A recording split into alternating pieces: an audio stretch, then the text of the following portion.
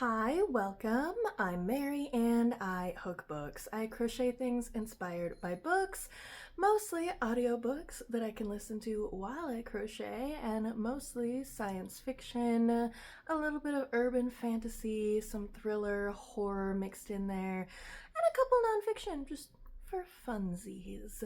I have some really fun books that I'm going to talk about this week and some cute little crochet projects that I am looking forward to sharing with you. So let's go.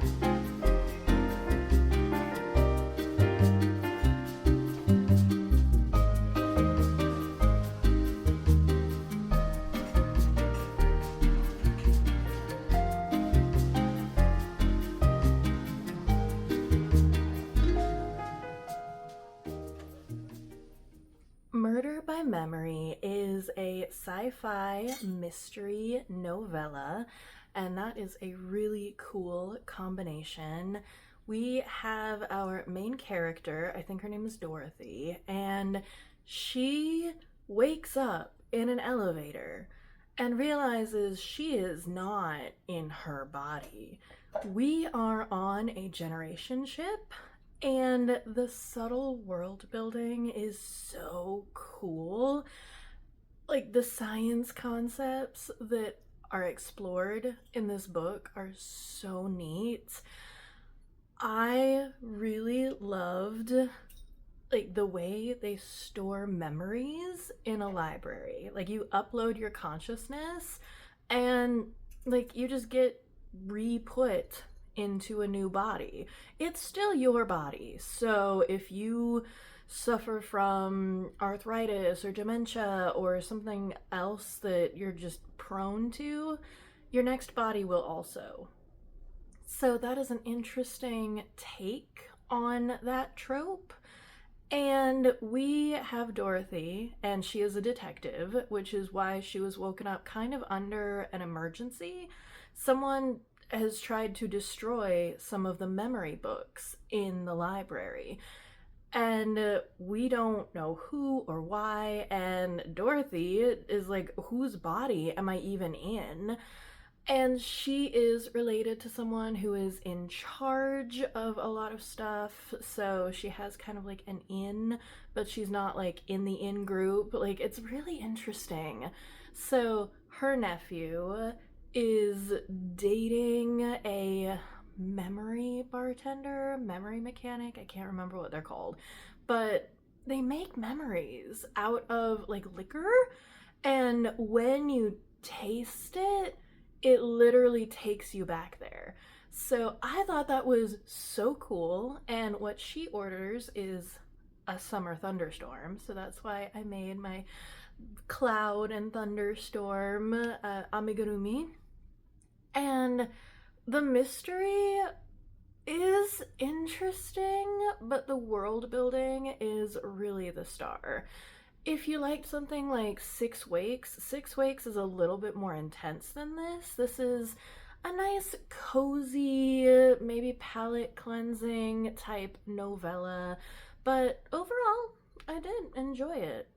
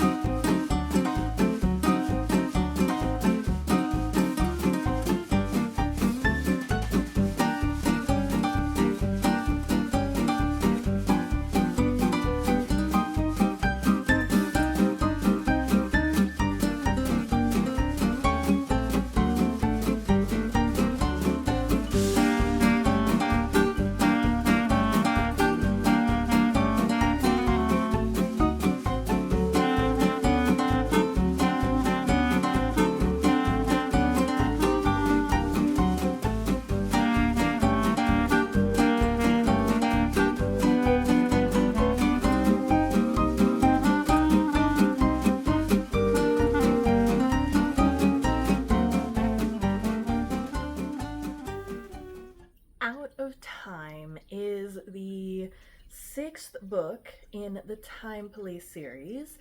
Jodi Taylor also writes the Chronicles of St. Mary's, and this is definitely a crossover book. We have a dinosaur that is dead, as, you know, dinosaurs should be, but like not for long enough, and it's in Wales. So we go investigate that, and so many of the jokes are great, like mostly about how people don't understand Welsh, and like it is hilarious. We have so much going on. I think too much going on. We have a conspiracy at Time Police headquarters about things that happened a long time ago, but you know, yesterday, because it's the Time Police. And this book went there. Like, this opening was horror. The first couple books felt more YA, and I feel like this is a series that is growing with its audience, and I love to see that. But like, this was dark. It got way lighter and happier and funnier from there, but there's definitely some dark, scary stuff in the beginning. Then we have a crossover character. Maxine Maxwell comes from St. Mary's and kind of helps, kind of gets in the way, kind of makes some connections between stuff that happened at St. Mary's and what the Time Police are going through now. And there was not enough of Team Weird. Like, they're separated for a large part of it. One of the characters is stuck in the time map. It happens pretty early, so I don't think that's a spoiler. And like, we don't see or hear from him for like 2/3 of the book. So there should have been a lot more Team Weird. But like, this did hit a lot of different character arcs. It did complete a big bad. And we had a lot of fun time travel tropes that I am just a sucker for. This is not my favorite of Jodi Taylor's, but it was definitely a good, solid entry into the Time Police Chronicles of St. Mary's universe. And as I mentioned, there was a dinosaur, which is why I made a cute little dinosaur.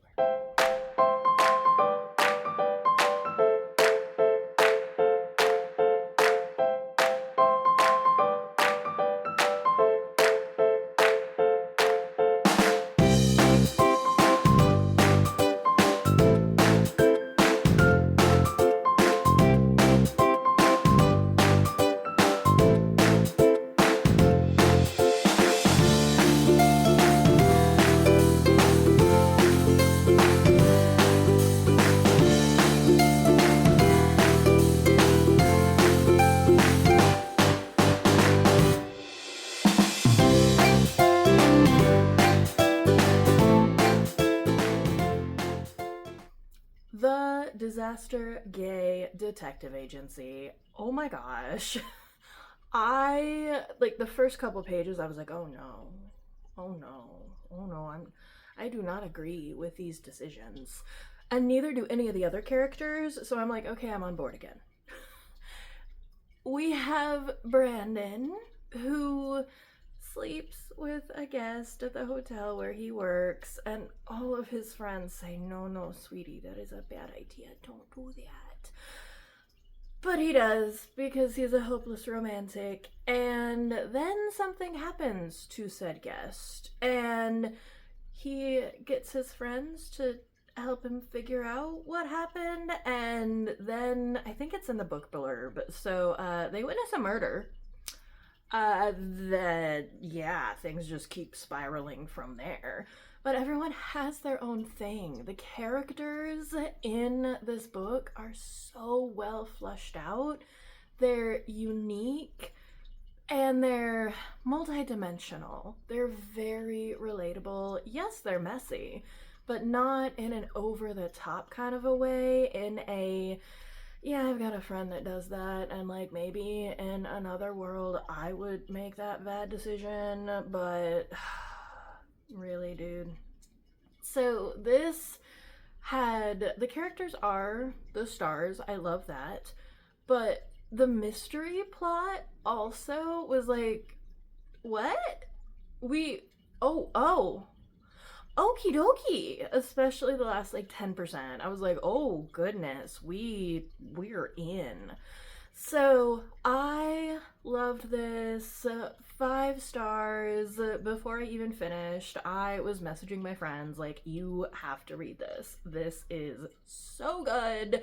So I got this from the library. If I can find it at a discount somewhere, I might pick it up. But use your local library or, whatever. Get this book. It is so good. I love that I'm getting a little bit of fry up there. Oh my gosh. Oh, and money needs to be involved. Oh dear. Okay. Love that for us. All right, we'll see. We'll see how much of me is more interesting than them. So, love me some time travel and some dinosaurs. Some memories that taste like thunderstorms, and some disaster gaze. Love it, love it, love it. As always, the patterns will be in the description box. And do the YouTubies like, subscribe, etc. Show my little Bubba some love. You can contribute to their kitty cat catnip fund or my crochet fund at Buy Me a Coffee. And as always, take care of yourself, keep your head up, your shoulders back, and breathe.